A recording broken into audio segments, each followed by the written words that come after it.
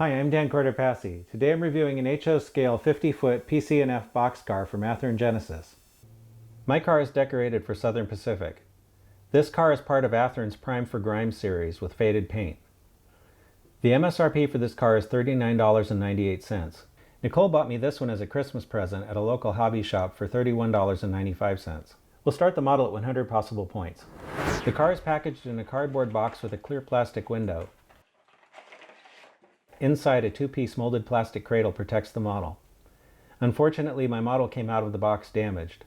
One of the wheel sets was loose and the rotating end cap had fallen off. Fortunately, I found the end cap in the box. Unlike some other models with this feature, no extras are provided. To fix things, I had to remove the truck.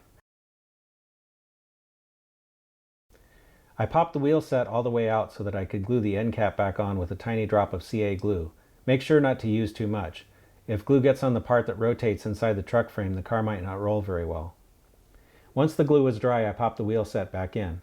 Thankfully, the clips that hold the axle ends were undamaged. Then I just had to reattach the truck. This is not a bad box design, and I don't blame the box for the damage. Still, I don't think you should have to repair a brand new model, so I'm taking 5 points. I found a photo of the real SP292-951 online from 2006, and the car looks to be a very close match. The model is stenciled as a B70-44 class car, but it really should be a B70-65. The class stencil is tiny, and in fairness, the two classes were very similar, so I'm not taking any points, but some modelers may wish to correct this. In the photo that I found, the area around the stencil is so rusted that you can't read it anyway.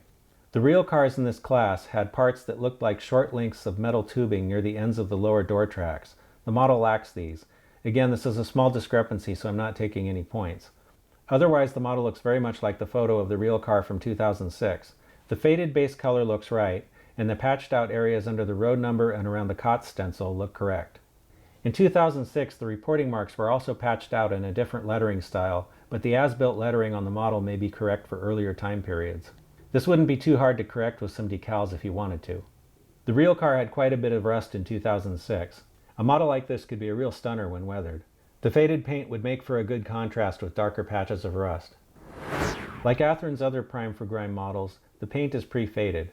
I like the effect on this particular model. The paint is opaque and thin enough not to obscure detail. The markings are crisp and the small writing is legible with magnification. Many of the stencils are faded too, which looks good. The patched out areas have hard edges. I can't tell from the photo if this is correct or not. Sometimes if cars are hastily patched, the edges of the area would be fuzzy from overspray. The sides of the car have separately applied ladders, stirrup steps, and vertical rods on the doors.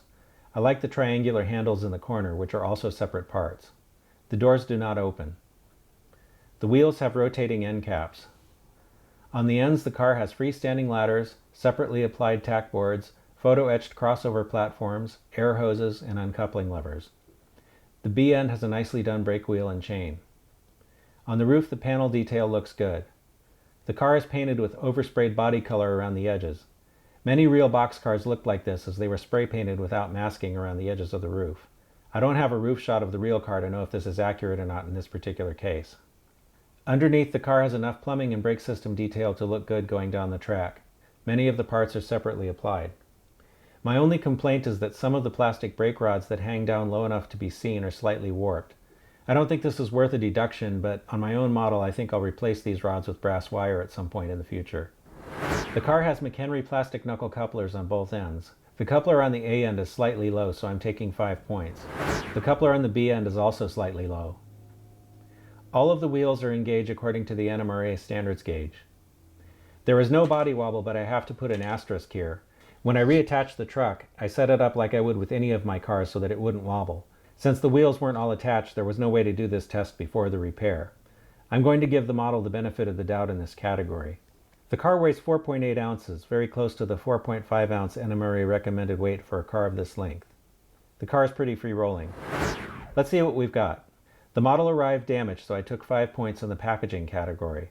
Both couplers were slightly low, so I took 10 points in the standards and operation category. That leaves us with a total of 85 out of 100 possible points, which would be a B on a report card. This is a good model and it's earned a green signal. This is a nice model that would look really good weathered. If you need a boxcar or two like this for your fleet, I think you'll like it.